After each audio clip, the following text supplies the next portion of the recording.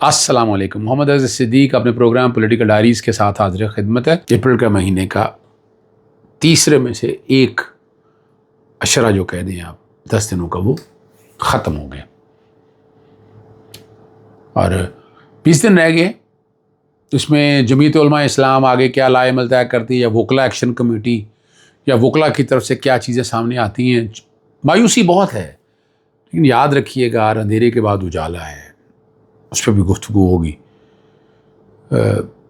Solid waste dump جہاں کرنی ہے نا، اس کے حوالے سے میری ایک آئینی درخواست چل رہی ہے لاہور ہائی کورٹ میں. میں چاہتا ہوں کہ وہ اس کے کانٹیکس میں کوئی بہتری کی چیزیں آ سکیں. ماحول ستیہ ناش کر دیا اور یہاں کوئی پوچھ نہیں رہا. بتائیں نا کہاں اکاؤنٹیبلٹی کا نظام لاگو ہے اس ملک کے اندر. کھلی چھٹی دے دی ہے، جس کو جو مرضی چاہے کرے، جو مرضی لوٹ مار کرے، کوئی پوچھنے والا نہیں. کہاں کے کرپشن کے کیسز بتائیں نا ذرا. پاکستان کی پوزیشن کیا ہے کرپشن میں، اور یہاں حالت دیکھیں کرپشن کیا بنتی ہے. بتائیں ذرا کیا بنتی ہے کرپشن کا. آپ خود انڈیکس بتا دیں، آپ کے سامنے آ چکا ہوا. اینڈ نیب کیا کر رہی ہے، اینٹی کرپشن ڈپارٹمنٹ کیا کر رہا ہے، پولیس کیا کر رہی ہے، ایف آئی کیا کر رہی ہے. یہ ساری چیزیں آپ کے سامنے ہیں، اور ہم ڈھڈورا پیٹتے رہیں جو مرضی اس بات کو سامنے رکھتے ہوئے. حسین حقانی کی جو آرزو ہیں وہ سامنے آ گئی ہیں. 9 مئی کے دلائل بڑے اچھے ہوئے، باقی چیزوں کے حوالے سے بھی بات ہوگی. اور آپ کو سب سے پہلے لے چلتے ہیں حسین حقانی کے دل کی آرزو کیا ہے.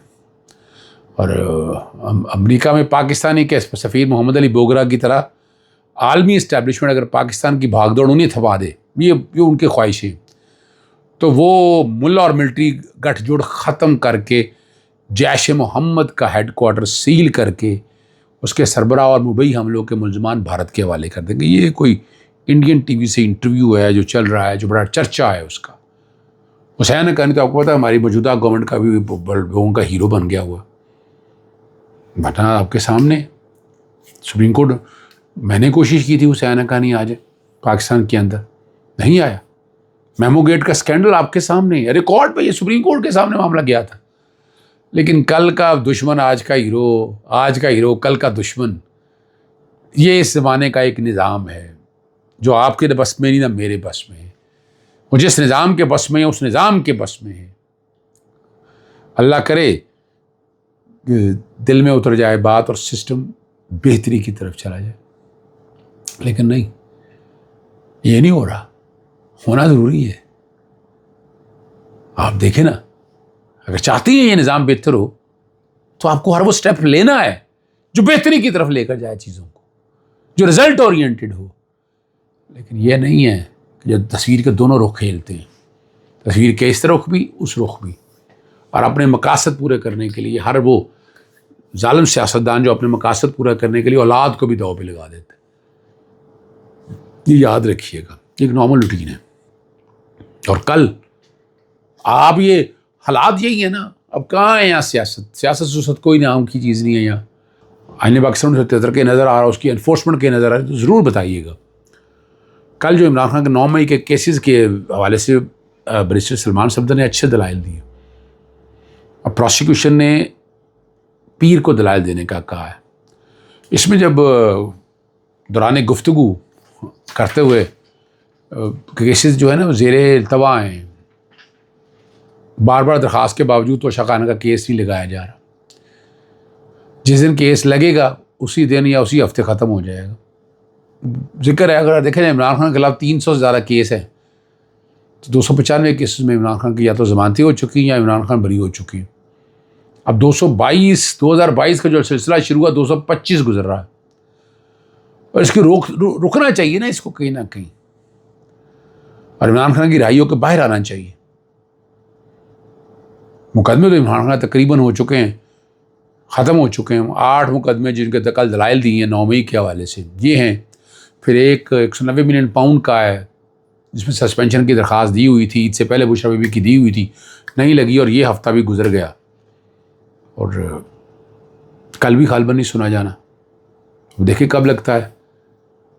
قائم مقام چیز جیسے سرفراز ڈوگر صاحب کے عید سے پہلے کہا تھا، پھر درخواستیں علی رنگی، میں نے آپ کو کہا تھا علی رنگی کی درخواستیں نہیں لگیں گی، اور وہی ہو چکا ہے. آپ نے ٹھیک ہے نا جی. اور اب بڑا مشکل ہو جانا ہے عمران خان صاحب کی ضمانتیں خارج کرنا. یہ ضمانتیں تو خارج ہو چکے ہوئے ہیں آلریڈی نیچے سے دہشت گردی کی کورٹ سے. اب یہاں سے ضمانتیں ان کو ملنا یہ ان کا حق ہے, یہ ان کا رائٹ ہے, ان کا فنڈامنٹل رائٹ ہے. until proven guilty everybody is innocent. تو عمران خان صاحب کے اگینسٹ کیا ہے؟ یعنی کرپشن کے بڑے کیسز ہیں, کرپشن کے بڑے بڑے کیسز جن لوگوں کے ساتھ ہیں آپ کے سامنے, وہ گنگا نہائے گئے, سب کچھ دھویا گیا ان کا. ایک اور بڑی تکلیف دہ بات ہے, کچھ دوستوں نے جب میرے سے بات کی وہ گندم کے حوالے سے. وہ کہتے ہیں بھارت ہم سے بہتر ہے, بھارت کسان کو, ارے کو یاد ہے کہ بھارت کی کرنسی ہم سے بہت بہتر ہے. بھارت کسان کو فی ایکڑ گندم پر 44,000 کا منافع دیتا ہے اور پاکستانی کسان کو 36,000 نقصان. محنت ایک جیسی, موسم اور زمین ایک جیسے, تو پھر ہمارا کسان پیچھے کیوں ہے؟ یہ صرف اعداد نہیں, ہمارے کسان کی حالت زار کا ثبوت ہے. کسان کا نقصان کر کے یہی گندم حکومت خریدے گی, پھر ذخیرہ اندوزی کر کے یا تو اسے اسمگل کیا جا سکے گا, یہ نارمل روٹینیں ہیں, یا پھر مہنگے داموں پاکستانی عوام کو بیچا جائے گا, یا دونوں کام کیے جائیں گے. جو لوگ 2022-23 میں کسانوں کو 7-6 ہزار کی گندم بیچنے کا الزام دے رہے تھے اور موجودہ سستے ریٹ پر ڈھول کی تھاپ پر رقص کر رہے ہیں, ان کے لیے عرض ہے کہ 2022 کے آخر میں اور 2023 کے شروع تک گندم 6,000 روپے فی من میں بکتی تھی. ٹھیک ہے نا جی, مگر وہ کسان کے کھیت سے نہیں بلکہ درآمدی جہاز سے اتری تھی. اب ایک بات بڑی واضح طور پر آ رہی ہے, یعنی کسان کا سوچیں, کسان آپ کی لائف لائن ہے. یعنی یہاں لینڈ لیول ہم نہیں کر سکے. بھارتی پنجاب میں لینڈ لیونگ بہترین ہو چکی. ہمارا تو یہاں نہری پانی کا مسئلہ پڑا ہوا. چولستان کے حوالے سے 6 نہروں کے خلاف پیپلز پارٹی قومی اسمبلی میں قرارداد لانی پڑتی تھی. آپ نے دیکھا, میں نے رات کے پروگرام میں بتایا کہ وہ کورم ٹوٹا, پورا نہیں کیا, اور مسلم لیگ نے اس قرارداد کی حمایت سے انکار کر دیا. اور لفظ جو سننے میں آ رہے, جتنی چاہے دھمکیاں دے اور سخت بیانات جاری کرے, لیکن مسلم لیگ کے وزراء معنی خیز مسکراہٹ کے ساتھ یہی کہتے ہیں کہ پیپلز پارٹی کہیں نہیں جائے گی. اب یہ دیکھنے والی بات ہے کہ یہ کیسے ہوگا یا کیسے دیکھا جائے گا. یہ سوچنے والی بات ہے, یہ سوچنے والی بات ہے. یعنی آپ کو فرنٹ پہ آگے کھیلنا پڑے گا نا, کھل کے بات کرنی پڑے گی. اگر جمہوریت چاہتی ہیں تو جمہوریت کے لیے آپ کام کریں, لیکن اگر ملازم بن کے رہنا چاہتا ہے تو پھر فیصلہ آپ کو کرنا ہے. یہاں پر دیکھنا آپ کو ہے کہ آپ کیا چاہتی ہیں, اس ملک میں جمہوریت پروان چڑھے یا آمریت پروان چڑھے. یہ سوچیں اس بات کو آپ. اور اسرائیل کی مذمت کرنے اور اس کے خلاف مظاہرے کرنا کافی نہیں. پاکستان کو اسرائیل کے متعلق اپنی پالیسی بھی تبدیل کرنا ہوگا. موجودہ حکومت مسئلہ فلسطین کا حل 2 ریاستی فارمولے کو قرار دیتی ہے. ٹھیک ہے نا جی, جس کا مطلب یہ ہے کہ آپ فلسطین پر اسرائیل کا قبضہ تسلیم کرتے ہیں اور اس فارمولے کو فلسطین نہیں مانتے. اور نیز دیکھنا, اس وقت کو بے نقاب کر کے گرفتاری ڈالنی ہوگی جو اسرائیل گیا تھا. چلیں گرفتاری نہ صحیح, سامنے تو لانا ہوگا, اور کیوں گیا وجہ بھی آشکار ہونی چاہیے, یہ بھی آنا چاہیے ساتھ. کچھ لوگوں کا خیال ہے کہ موجودہ حالات میں اگریسو پالیٹکس نہیں ہو رہی. پاکستان تحریک انصاف کی علیمہ خان صاحبہ کو آگے آنا چاہیے, ایک ڈائریکشن ملے گی. کارکنوں کو پتہ ہوگا کہ کوئی ہے جس پر یقین کیا جا سکتا ہے. ٹھیک ہے نا, پارٹی پالیسی میں مثبت انداز میں بنائی جائیں گی, اور بہت سے جو لوگ پارٹی پالیسی میں سٹہ بازی کرتے ہیں یا 2 نمبریاں کرتے ہیں وہ سامنے ہوں گے. اور جو ملاقات کے حوالے سے بہت سے کنفیوژنز آ رہی ہیں وہ کلیئر آ جائیں گی. لیکن دیکھیں کیا ہوتا ہے.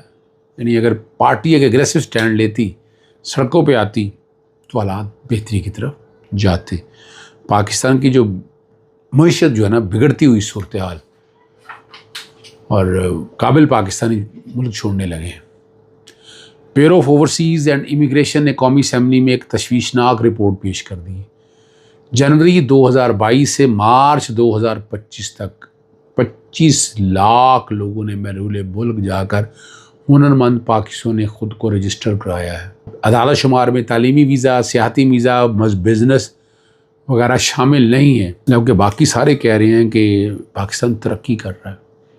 فیصلہ آپ کیجئے گا. اجازت چاہتا ہوں. السلام علیکم, اللہ حافظ. پاکستان زندہ باد.